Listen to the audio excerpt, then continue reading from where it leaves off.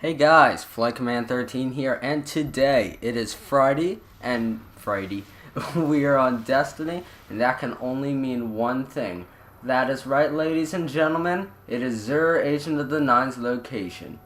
Now, today, you also, before we got started going anywhere, you may notice my head is on fire. That is because I have the Radiant Light perk, which is completed for completing a weekly Nightfall Strike. This boosts your XP gain by 20% for those who did not know. And this also works on Vanguard reputation, Crucible reputation, and I'm pretty sure all reputation in general.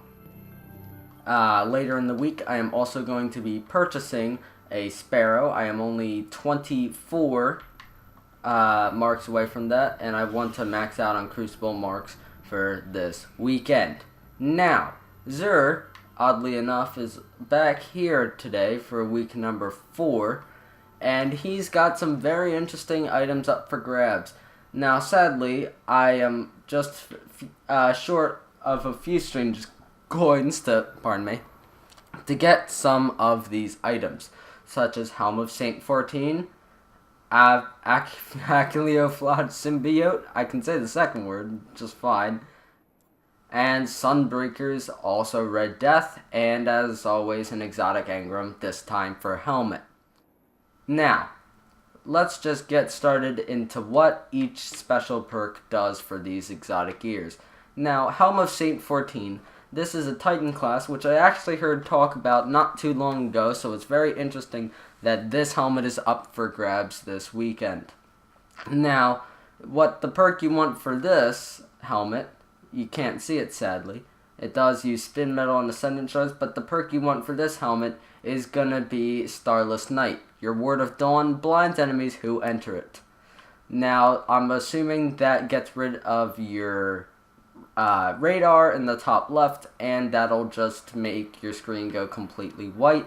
So that's very useful for Defender Titans in PvP, or better yet, if you want to try and Leroy Jenkins in there, put up your Word of Dawn around a bunch of thralls,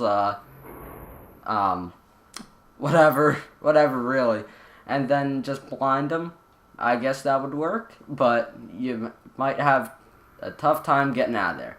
Anyway, on to the second one.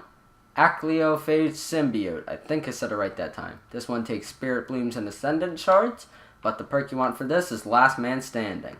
Golden Gun gains 1 additional shot per use.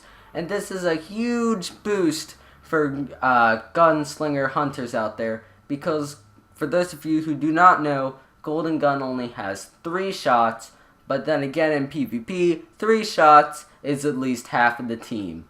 So this is useful. So now you can bump that up to 4 and either go for 2/3 of the enemy team, or conserve yourself a bit, or to defend in while you're playing skirmish.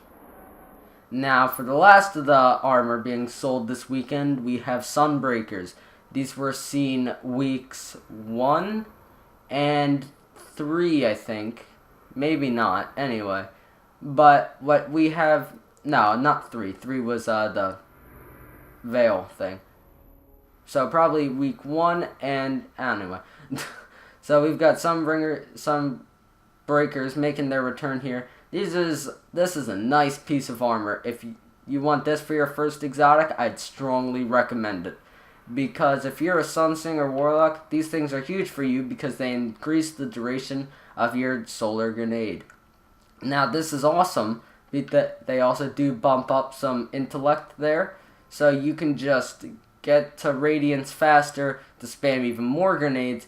And for those of you wondering, yes, when you do upgrade a legendary or exotic armor pieces, they will bump up in light and intellect both, I believe. Not intellect as much, but any skill that you have. Actually, I'm not sure about the skill part, but they bump up in light for sure.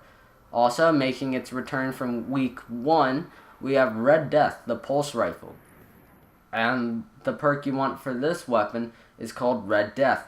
Each kill heals you and speeds up reloads.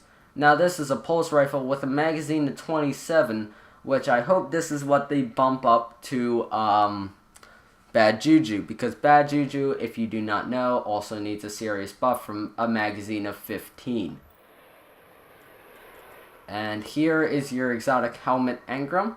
I kind of wish it was leg armor, but honestly, I don't think there is exotic leg armor.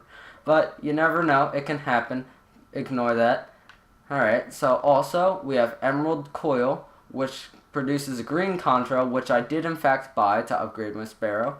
And also Stealth Drive, which is red. And you also have your Telementaries, and your 5 heavy ammo synthesis for 1 strange. Now that concludes all that is for today's, or this weekend's Zero location. I'm sorry I missed last weekend, but I was just too busy trying to run around and gather stuff to upgrade my armor and such, and I'm currently sitting at the top of level 28.